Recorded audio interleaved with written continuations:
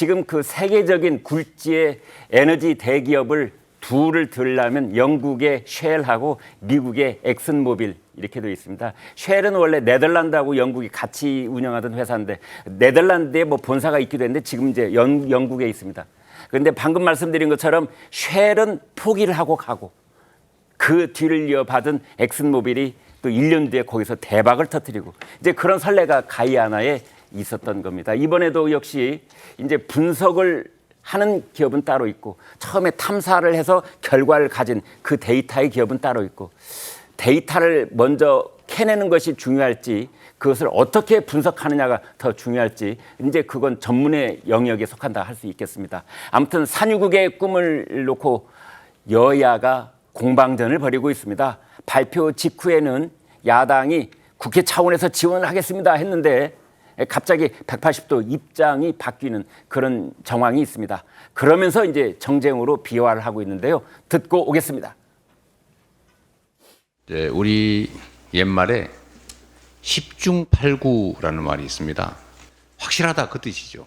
지금 석유 탐사를 놓고 확률이 20%라고 합니다. 반대로 얘기하면 80%는 아니란 얘기입니다. 불필요하게 과도한 국민의 기대를 자극해서 나중에 또 부산 엑스포 유치 실패와 같은 그런 충격이 발생하지 않도록 48년 전 박정희 대통령이 포항에서 양질의 석유가 발견됐다라고 하던 그 장면이 떠올랐습니다. 아니면 말고 시계 국정전환 쇼를 할 게 아닙니다. 우리나라가 이제 산유국이 될 수도 있다라고 하는 빅 뉴스인데 이거 혹시 거짓말 아니야? 이거 뭐 침소봉대 하는 거 아니야? 뭐 이제 이런 식의 얘기인데 이게 그 시추 탐사가 내년 상반기면 결과가 나옵니다. 금방 들통날 거짓말을 정부가 하겠어요. 네, 최병천 소장께요. 아마 지금 최근에 그 이재명 더불어민주당 대표가 특히 이제 민생 경제 문제에 있어서는 매우 유연한 태도를 보이고 있고 윤석열 정부하고도 적극 협업을 하겠다라는 말을 선제적으로 내놓기도 하고 이제 이런 상황이 이어져 오고 있는데 포항 영일만 앞바다에 140억 배럴 얘기가 대통령 긴급 브리핑으로 전해졌을 때 아마 긴급하게 야당은 야당 내부의 어떤 검토 회의를 하지 않았을까 싶어요. 그래 처음에는 국회에서 지원을 하겠다고 하다가 이제 나중에 10중 8구라는 말까지 이제 꺼내고 있는데 어떻게 봐야 됩니까? 지금 이게 저는 우리나라가 역사를 되돌아보면은 네.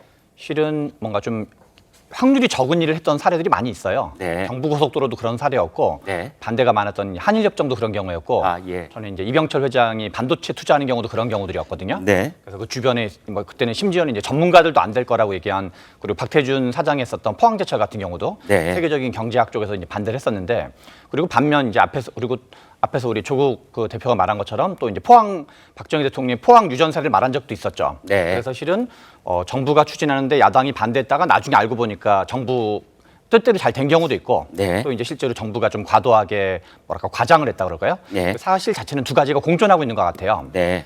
근데 이번에 좀 약간 의아스러운 거는 이 윤석열 대통령이 약간 불통 이미지가 되게 강하신 건데 기자간담회도 그것도 안 하시고 근데 갑자기 대통령께서 말씀을 하셨거든요. 네. 그래서 원래 좀 정상적이라 그러면 앞에서 우리 호준석 대변인이 말씀하신 것처럼 실무 관계를 총괄하는 사람이 그분들이 얘기하는 게 일반적이거든요. 이런 예. 일을 처리할 때. 네. 근데 갑자기 대통령 스스로가 차분하지가 않은 거죠.